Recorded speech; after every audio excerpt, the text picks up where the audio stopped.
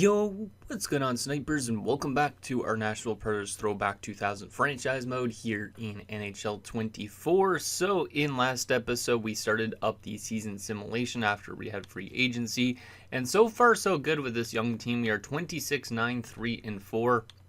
And as you can see, we are first place in the Central Division, and everything has been working pretty damn well for this team, which is awesome, considering most of this team is below 25 years of age. We do have a couple outliers like Nagy, who's 27, but our team is relatively young, and they're doing very well. Like, we're getting our offense that we need through our top lines and stuff like that. Like, Marita's on 24 goals and 47 points already. Then we also have guys that are kind of having breakout years like David Legwand, who's on 41 points, which is nice. Hartnell's just under point per game. Hayden Van Allen's having a huge year. Him and Morita both have 24 goals this season. So definitely the emergence of Van Allen has helped out a lot. Morita definitely on pace for his best year of his career as well. So very excited to see what those guys do down in the second half of the season.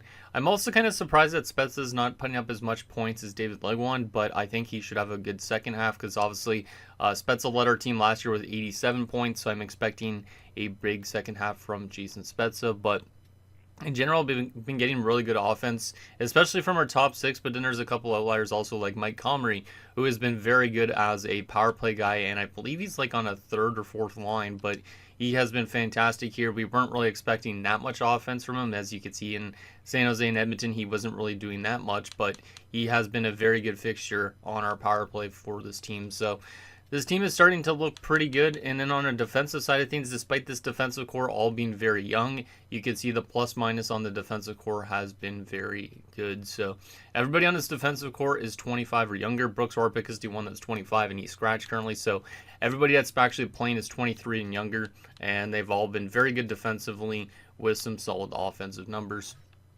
And in our goaltending, Marcus Sedin has been very good up to this point. He is currently injured. He will be back relatively soon. But you can also see our backup, Marshall Brust, who we acquired from the Tampa Bay Lightning, has been an elite backup goaltender. So we have been getting good numbers from both of our goalies, and I'm hoping that obviously they can continue to do that going forward. Obviously, Brust is going to be starting some games because Sedin's out, and we do have a guy that we called up from the minors, which I believe that was, Jimmy Howard that got called up. So Jimmy Howard will get to make his debut in this episode. And as I was saying, we're pretty much been doing pretty good at every single thing. Like if we go to the entire league standings at the moment, you can see that we are currently the second best team in the NHL with 55 points. And then if you go off like stuff like goals for per game, we are top 5 as well. Goals against per game, we are number 2. So we're good in offense and defense. And then we also have the good special teams to actually go alongside that type of thing. You can see our power play is currently 5th best in the league, and our penalty kill is currently number 1. So good defense, or really good defense, I should say, and then also very solid offense. So liking the way our team is simulating, and I hope that obviously it continues for the rest of the season simulation. But anyways, before we simulate probably the rest of the season, depending on how this team does, let's get in your guys' comments and see what you guys have to say about last episode.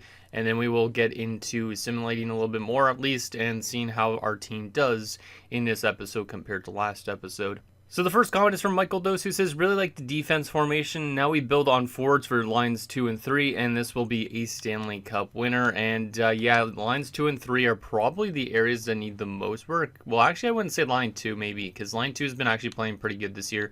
Line 3 probably is still a bit of a work in progress. Comrie's been fantastic, but a lot of his points are on the power play. You have Pavelski, who's doing relatively okay. 18 points ain't too bad, but obviously hoping for him to develop a little bit more than that. And then you also have Svatos on 15 points. So I'd say that third line is definitely still the work in progress. The second line to me has actually been really good. So I would probably say the third line needs the most work. The fourth line doesn't really need too much work. They're very good defensively at the moment. LaCosta eventually at some point might be a third line or two. So that third line might be reworked for the next number of years. But yeah, our defensive core is looking very good.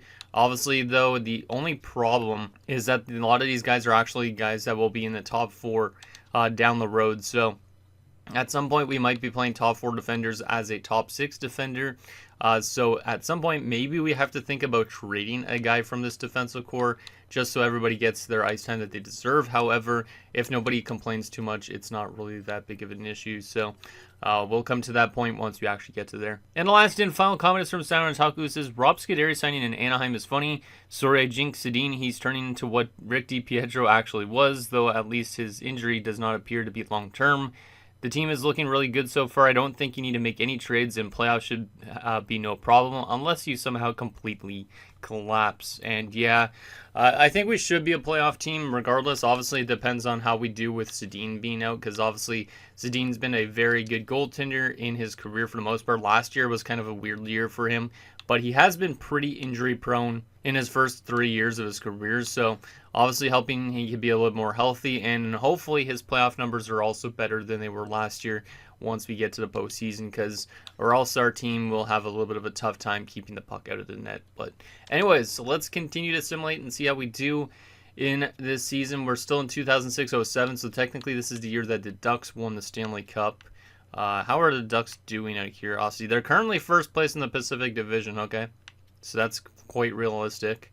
And then Ottawa is currently also in the playoff spot. So who knows? If we don't win the Stanley Cup, maybe we could get a realistic result with a Stanley Cup champion. But let's go through this month. We have a lot of games against Chicago coming up. For whatever reason, we play them 4 times this month, and we also play them early into the next month. So a lot of games against the Blackhawks, and they are below 500 at the moment. So maybe that could give us some W's. What's kind of interesting is they're actually second place in our division, but they're literally like 19 points behind us. So we have quite a cushion on this lead, but obviously if we lose to them 4 times, that could be a much smaller cushion. So let's go to January 31st and see how we do, and hopefully we continue just to play as good as we are. Sedin is back after 1 game. That's good. He was out for like a month prior to that, so I guess Jimmy Howard maybe didn't get to play a single NHL game. He did not. Okay. I guess our coach is just like, I would rather go to Bruss. So that makes sense. We'll send down Jimmy Howard. He doesn't go through waivers, which is nice. So we could call him up at any point if we have any injury troubles in net. We'll go back to goalies here and get Sedin back in. Hopefully he stays healthy going forward. And then we will take out this Warner guy who the AI signed me. And we'll put in Howard again. So it'll be Howard and Versteeg as per usual. Okay, that is good to go. Let's continue this simulation and see if we keep winning some games. And we are still winning some games. Damn, man, this team is really good. I was not really expecting us to be this good this year. Like I said in last episode, I expected us to be maybe a team that kind of just barely made the playoffs or whatever again. But this team is cooking for a young team. 33-11, 4-4. We have 70 points. We are still 19 points up on the next closest team, which is the Red Wings. The Blackhawks have fallen off more so, and the Blues are dead last in the Central Division. And Maria's on 27 goals now, so his goal scoring has slowed down a bit. Still should be able to get to 40, I would hope, but if he doesn't hit 40, that'd be kind of surprising. He has 60 points, though, so far, so should be easily a career year in points, but I'm not too sure about his goal totals. Like, he might stay right around the 30 goal man again, which is kind of surprising. Ducks are still number 1 in that division. What about Ottawa? Ottawa's in 3rd now, but they're probably still in the playoff spot with that record, so that's good. Because like I said, I like realistic results kind of with my roster in a sense, but that was a good month. Was there any trades during that month, out of curiosity, from any teams? Let's see. No. Okay. I don't think we're going to make any trades like Saturn Talk was mentioning. I just think this team is good the way it is, and obviously we do not want to trade any prospects away to get a better player right now. Like, we don't want to kind of rush things too much with the development of this roster, so it's probably good just to keep it the same. But I am curious on what type of trades I will throw out this year, if there will be anything kind of surprising. There's a loss to Calgary, tie with Chicago, another tie. Nashville's injury. Trevor Daley was never injured. Don't think so, at least. Having a little bit of a tough stretch here, looks like. We only have the 1 win this month. And we have a bunch of ties, though. Okay. Yeah, this has been a bit of a weird month for the team by comparison to some of the other months we've had. We've had some pretty bad defensive results, too. But we are going to be 38, 15, 7, and 4. We're still first place in our division by 20 points. So I think we almost have the division locked up in that sense. But you can see we won the first game of the month, which was nice, 7-3. Then we lost 6-4, so that's not a great defensive effort. Then we had 2 ties in a row. Then lost 7-1. That's a bad defensive effort for sure. Then we had another tie. Then we had a win. Then we had a 5-1 loss, another bad defensive game. Then a 6-1 win. Then a 6-3 win. Then a 7-3 loss, another bad defensive game. And then a great defensive game. So team a little bit inconsistent in that month of February, I would say. Marida's on 36 goals now, so he's cooking after that month. Like, he went from 27 to 36 goals. So he picked up 9 goals in the month of February, which is pretty awesome. Up to 75 points. I think he's very close to a career year already, which is awesome. So very happy with Marida's performance this season. The question is there any trades that happened in February? I'm pretty sure most of the time there isn't any AI trades until the actual trade deadline. Yeah, but that seems like it's going to be the case still. It's kind of weird how with my throwback rosters, nobody makes a trade until the actual deadline. So we will see what the AI decides to do in terms of trades, but I think this team is going to stay the same. Actually, let me take a look at the standings again and just see where we are in terms of like goals for, goals against, and stuff like that again, just to see if anything has dropped off like enormously that I wasn't expecting it to. So let's just take a look at that quickly. Let's see. So if we go to the entire league, we are currently now in 3rd place. So the Ducks have passed us, but only by 2 points. So it's not that big of an issue. We are only the 3rd team in the league that have 80+ points at the moment. Both Anaheim and Ottawa are both in the top 5 in the NHL, which is awesome just for realism purposes. In terms of goals for per game, we are the 2nd best offensive team right now behind the Ducks only. In terms of goals against per game, we are currently the 5th best defensive team. So we have fallen off a little bit in terms of some stuff, but that's okay. In terms of our power play percentage, we are currently number 3, only behind Detroit and Anaheim.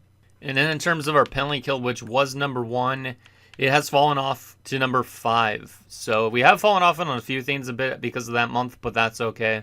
I don't think we need to dominate completely in order to potentially have a good playoff run. So that's interesting. But let's advance past this trade deadline because we're just not going to make any trades at this point in time. Like I said, we're trying to focus on the youth movement, and I do not really want to rush our development of this team too much. So we're going to go right past the deadline and see what type of trades happen at the deadline itself, if there's any crazy AI deals this year. Hopefully there is, because I always like to see what happens with the AI teams. Is there any blockbuster trades? Yes, there is. The New York Rangers have acquired Christian Huselius. Calgary gets Duncan Keith in a second. Wow. The fact that Christian Huselius could fetch a guy like Duncan Keith in a second is actually kind of insane. Because Duncan Keith would have been one of the higher up picks in the number 1 draft or number 2 draft. I can't remember exactly. But he was a high up pick regardless because he had that minimum league potential. So Christian Huselius must be killing it this season. Any other blockbuster trades this season? Yes, Jan Halovic and Jeff Shantz go to Carolina for a guy named Kapusta and a guy named Beach. Those are 2 generated guys, but Carolina actually adds 2 players for my roster build, so that's interesting. I wouldn't say that's a huge blockbuster by comparison to that first trade. There's a couple other ones. Calgary has acquired 2 second-rounders, and Mike Smith has been dealt to Calgary quite a bit early, which is kind of cool, though. Valerie Bure heads to the Sharks. That's an interesting one. So Valerie Bure off from Calgary, where he started in this franchise mode, and now he ends up in San Jose, and then Mike Smith ends up in Calgary. I don't mind that. That's actually not a bad trade for the Calgary Flames to get a goalie like Mike Smith.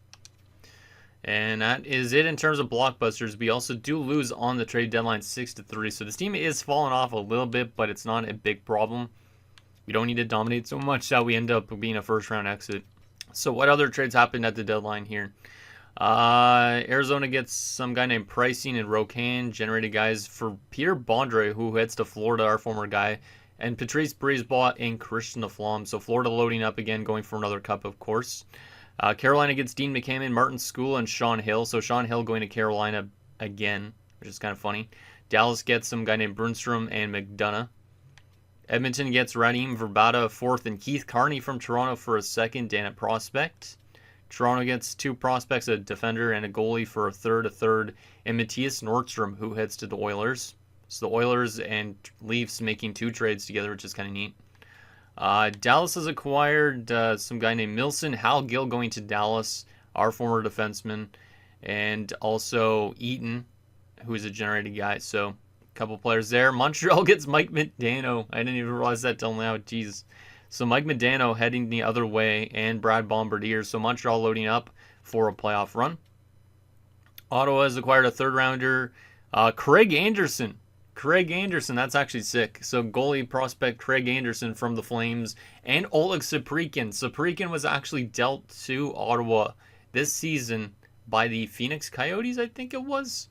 And he was on their team that went all the way to the Cup Finals, which is actually kind of insane. So let me actually see. What was the trade, I think? Oh, it was for Kagorodov, right? Alex Kagorodov, because I think I remember that trade perfectly. Let me just see. Let's see. Traded by the Phoenix Coyotes with a 7th round pick, which was nobody, to Ottawa for a 2nd round pick.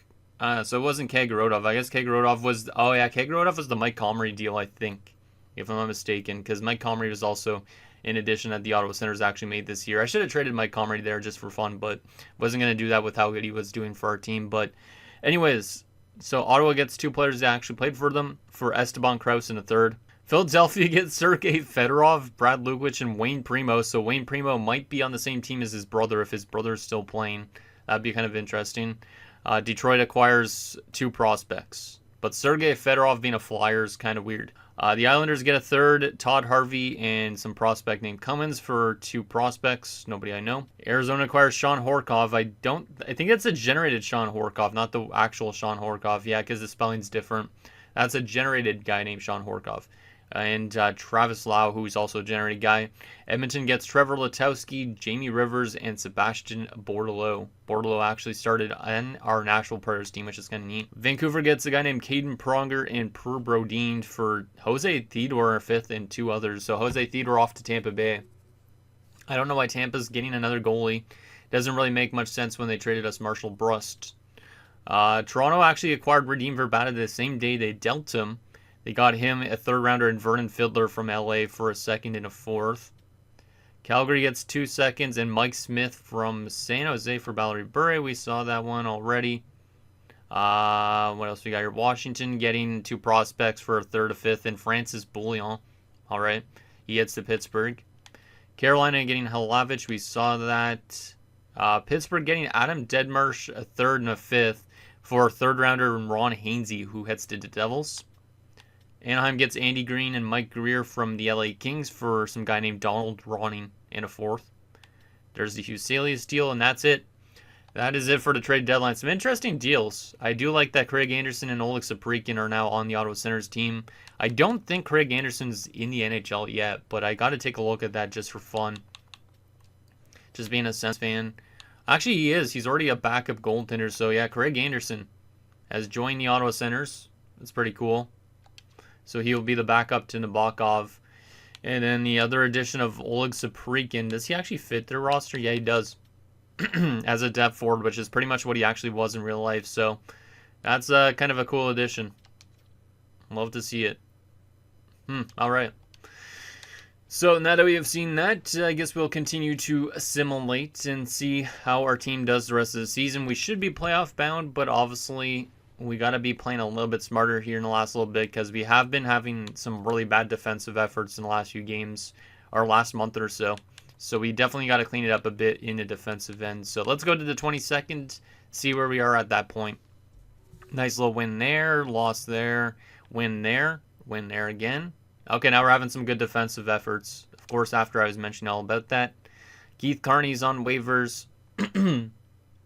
I don't think I need to claim Keith Carney. He's not a bad defenseman, but he's 37 years old at this point. He could be a good depth defenseman, but I am not going to claim him. Even though he's got only the 1 year left.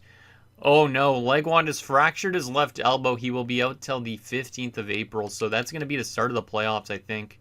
We're actually having some really good defensive games here down the stretch, so that's great to see. Marito has hit 40 goals, I believe, for the first time in his career. He's also still over point per game. Love to see that. But David Legwand's injury is not exactly what I wanted to see. I guess we will move Pavelski up. We'll move Lacoste up. McClement could go on the 4th line. Yikes. Yeah, that David Legwand injury kind of sucks. I don't know if I think he's going to be back for the start of the playoffs because it's April the 15th. When are the playoffs? We've already clinched the division and the playoff spot, so that's great. The playoffs starts around the 11th, 12th, so he will be back for like game 2 or something of our first round series, but that's still a pretty substantial blow, in my opinion. Flames fired their head coach. Interesting. There's a couple losses in a row. 7-0 win and a 7-3 win. Damn, our offense killed it those last 2 games. We have 4 games left of the season. If we win all 4 of them, we'll hit 50 wins, which I don't know if we will hit 50 wins, but let's see what we do. Pittsburgh is a loss. Detroit's a loss. Ottawa's a win. David Legwand is back a bit early because it said that he would be back to 15th, but that's huge for us going into the postseason. So we'll get David Legwand back in here because obviously he's had a great year this season. And our last game is also a loss. So we actually finished the season. What was the record? 47, 23, 8, and what? Because I honestly didn't see it all because I pressed B way too quick. And 4, okay. 102 points. We end up winning our division by almost 20 points, which is insane, like 18 points. Let's get the rest of the AI teams finished simulating. There we go. Now the question is, where do we finish in the standings and all that fun stuff? But Merida led the team in points. 44 goals, 90 points. No 50-goal season for Merida, but 44 goals is pretty damn good. I'm curious on how good Van Allen's goal scoring ended up being, because maybe he led us in goals. Entire league, we finished as the 4th best team in the NHL. The best was the Anaheim Ducks winning the President's Trophy. I think they might have done that in real life or came close to it. I can't remember exactly. Let me actually see if I could find out here pretty easily. Let's see. Where did Anaheim finish in 06-07? Oh, no, it was Buffalo that won the President's Trophy, but Anaheim finished still with 110 points that season in real life. Nashville was technically above them in points, so technically we are right on path with the Nashville Predators of real life, which is nice. But anyways, still a really good team this season. In terms of goals for per game, we were the 3rd best offensive team, only behind the Habs and the Anaheim Ducks. In terms of goals against per game, we were the 3rd best defensive team, only behind Tampa and Boston. All right. Power play percentage, we were the best power play in the entire league by only 0.1%, just beating out the Anaheim Ducks. We were the only 2 power plays that had 27% or better. And then our penalty kill was the 4th best. So everything still pretty much worked out for our team. We also scored one of the most amount of shorthanded goals in the league. 24, 11, 3, 3 on home ice. 23, 12, 5, and 1 on the road. 4, 5, and 1 in our last 10 games going into the playoffs. All right. Let's take a look at these player stats now. But it was a really good year for this team. Oh my goodness, my voice just keeps trying to die on me whenever I talk. Anyway, Spezza, 88 points. Very good second half of the year for Jason Spezza. He was under point per game 42 games in. He had like 37 points in 42 games, which means in the next 40 games, he picked up like 50 points or something like that, 51 points. He had a great year again, and that's another new career high, just as good as last year pretty much, which is awesome. 26 goals is good to see too. Legwand on 68 points in 73 games. He was fantastic as well. Obviously, it sucks that he got injured near the end and missed a couple of games, but he is a big piece of this team still, and he's definitely breaking out a little bit. It's good that I locked him up when I did for another 3 years. Calmary on 63 points is huge. I didn't expect this much points from this guy. He had 19 power play points, so we definitely got to hold on to him probably as a playoff or not a playoff player, as a power play kind of guy, because those power play numbers are great. And he also picked up some short-handed points as well for our team. So, very big effort from Mike Calmary. Joe Pavelski on 34 points is good. Only a +3, so he did get shredded a bit defensively in the second half of the season, but pretty good year for him.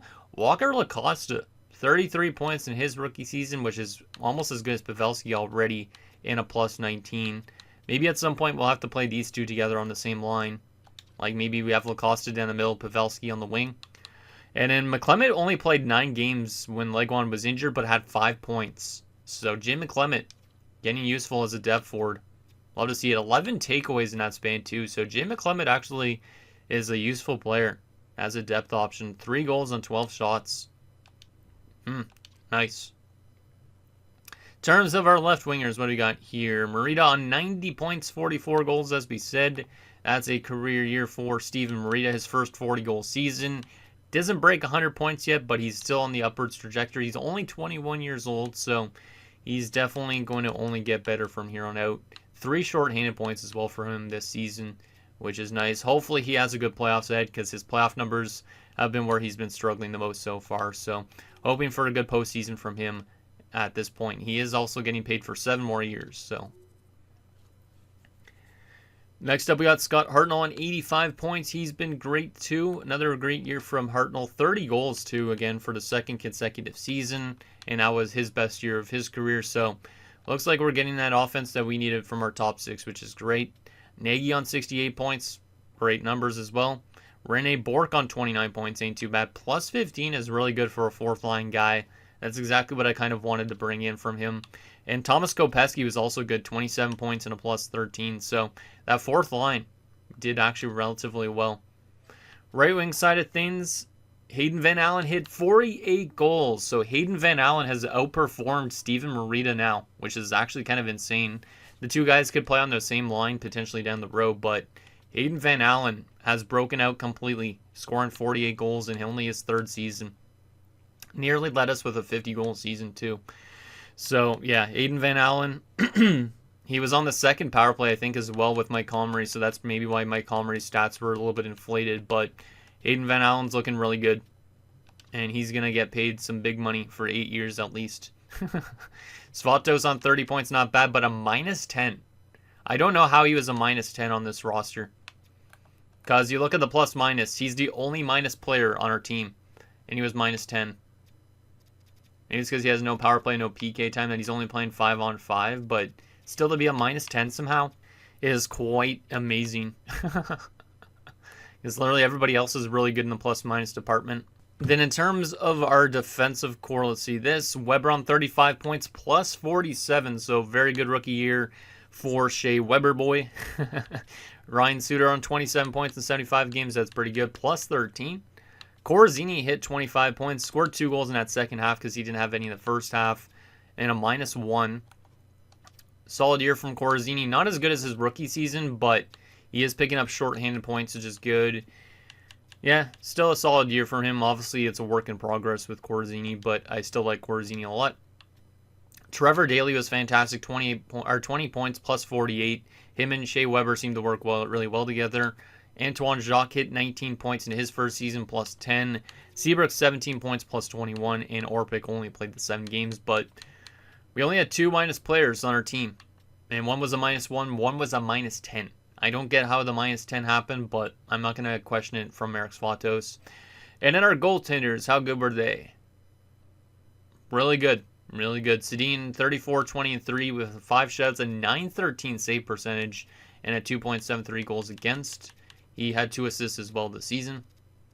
And then you had also Marshall Brust, who we brought in from Tampa, who was very good as a backup. 13, 3, and 1, 4 shutouts, a 921 24 save percentage, in a 2.31 goals against. But really good season from both goaltenders. This was, I believe, a career year for Marcus Sedin. Technically his rookie year, he had more shutouts, but the save percentage and goals against was a little bit lower this year. So big year from Marcus Sedin and also Marshall Brust. In terms of the entire league, let's take a look at the team leader or league leaders and stuff. So the best player in the league was Paul Kariya with 119 points this season. He absolutely killed it. A couple other 100-point guys, Appleby, Solani, and Jumbo Joe, who's still in Boston. What's his contract looking like? 6 years. So they aren't going to trade him to San Jose. All right. Bure was also up there, Yager, etc. Okay. Best goal scorer this season, Paul Kariya with 71 goals. Next closest was Colton Appleby with 62, and then you had a couple 50-goal scorers, but Kariya basically killed the league. Selke candidates. Let's take a look at those for fun. Who is a candidate for the Selke? Thomas Buchanan would probably be up there, but he doesn't have a ton of face-offs. Same with that Jeffrey on guy. Pavel Datsuk is up there probably. Also Patrice Bergeron, Valtteri Filppula. All right, some interesting names. Best defenseman in terms of points this year. He did hit over 100 points. Oh my god. I completely forgot, but Oleg Tverdovsky came second in NHL scoring this year. Only behind Paul Kariya. 116 points. I think I made Oleg Tverdovsky too good. I think I made him too good. He goes from 66 points to a 50-point increase and 116 points. Wow. Well, shout out to Oleg Tverdovsky. He's an elite defenseman. Probably because of Korea and Solani being on the same team, it helps him out a lot, but damn, he's been insane. Yanni Niemann, 62 points, was the next closest. That's actually crazy. I don't think I've ever seen such a huge point gap. Wow. All right. So, yeah, Tverdovsky, definitely your Norris winner this season. Best goalie in terms of wins was Jess Jaguar. Not really surprised. Oh, yeah, he got dealt to Anaheim in this, too. I completely forgot, and Anaheim's also going to be one of the best teams in the league going into the playoffs. That's actually kind of crazy. Will Jess Jaguar win a Stanley Cup this year? That's the question. Kevin Weeks is number 2. Kiprusoff. Most shutouts by starting goalie was Sedin of ours with Miller and Bois. Best save percentage by a starter. Kiprusoff with a 917. Yeah, Kiprusoff's probably going to be your Vezina winner this year. I think. Yep, looks like Mika Kiprusoff is going to win it. Any goalie goals this season? No. Most assists? Trevor Kidd had 5 assists. Jeez. Alright. Best rookie of the season for points? Some guy named Heikkinen who's 21 with 65 points. He was minus 22, but still a good year for him. Wisnowski, Franz Nielsen in Detroit. Okay. Matt Molson in Montreal. Shea Weber for us. I wonder if they'll give it to Shea Weber because of the plus minus. Probably not because the point gap is so big, but that'd be interesting. And in terms of other stats I wanted to look at, if I go to the entire skaters, yeah, this is what I wanted to see. Tverdovsky being the second highest scorer is crazy. I gotta just get a screenshot of that because that's kind of one of the weirdest examples of what my rosters could do. So shout out to Oleg Tverdovsky. So there is the player stats from around the league and our team. Now the question is, who are we playing in round 1, and is it a team we could beat? It is going to be the Arizona Coyotes, so the Phoenix Coyotes. All right. So Phoenix in the playoffs in 2007. Not too bad, not too bad. Let's take a look at how they did during the season, and we'll take a look at their roster. So if we go Western Conference, they were the 7th seeded team, obviously, because we were number 2. 34, 34, and 10 and 4. So kind of like they were below 500 technically in points percentage. They only scored 2.88 goals per game, so almost a goal less per game than us. Their goals against was also worse than ours. Their power play was worse than ours. And their PK was worse than ours. But their PK was okay based on that number. So, I don't even know what to expect from their roster because we've never played them before, and they definitely probably changed their roster quite a bit over the last few years to actually make it to the playoffs, my guess. I don't know if they still have Danny Briere. I don't think so because I think I remember him being in free agency recently. But this is what the Coyotes are looking like. Keith Tkachuk, Jeremy Roenick, and Alex Kovalev. An old man top line. Very good top line still, though. Roenick has dropped off the most, though. Second line, a young Thomas Vanek, who I believe won the Calder recently, didn't he? I don't know. Maybe he was maybe one of the best players in the AHL at one point. I do remember him winning an award, though, I think. Yeah, I think so. Milan Kraft is also there, and Alexander Steen. So a little bit more of a younger second line. Third line, Roman Lyashenko, Brett McLean, and Dmitry Kristich. All right. And Sean Horkov, who was brought in from the Edmonton Oilers. Yeah. I remember this Sean Horkov. It generated Sean Horkov. Grayson Cook, generated guy. And Rick Kapusta, who was also acquired, who's a medium elite prospect from the Carolina Hurricanes. They're kind of rushing these guys into the NHL, but that's an interesting forward group to say the least. They definitely have some talent with Kovalev, Tkachuk, Roenick, and Vanek, I would say. But this team is definitely a work in progress, and I could see why they just barely made it into the playoffs. Defensively, Merrick Malik, Dennis Weidman. Andy Delmore is there now, so that's where Andy Delmore ended up, our former defender. 16 points this year only. It's kind of crazy that he actually had 2 really good years and then he just dropped off out of nowhere, because that's pretty much what happened with Andy Delmores. He had some good years and then he wasn't an NHL defenseman. Patrick Traverse is also there. Brian Allen and Sebastian Pricing is the guy that they brought in also via trade. Alright. So they brought in some prospects. That defensive core also still a work in progress, but Merrick Malik is actually really good. Hopefully he doesn't score between the legs on us. And in goalies, Brian Boucher and Nikolai Hebby-Bulin is still there. So Hebby-Bulin has dropped off a lot. Wow. He's dropped off a lot earlier than in real life. Still played 41 games this year, though, but he is not very good. When Brian Boucher is the starting goalie, that's kind of weird. So yeah, they don't have the best goaltending. They don't have the best defense. Their offense is a mixed bag, too. They do not have a single depth forward as well. Well, I think we have a good chance at beating them unless we get completely cheesed, which honestly could happen because you never know what this game could throw at us. But anyways, guys, that's going to do it for this episode of our Nashville Predators Throwback 2000 franchise mode. So in next episode, we will take it to the first round of the playoffs against the Phoenix Coyotes as we look to have our best playoff run yet, as I think our team is developing quite nicely. We're getting offense from guys like Van Allen and Marito, which is to be expected. And then our young defensive core is actually holding up really nicely. Same with the goaltenders. So I think we're definitely on the right trajectory to win potentially some playoff series. So anything down below, and I'll see you guys next time.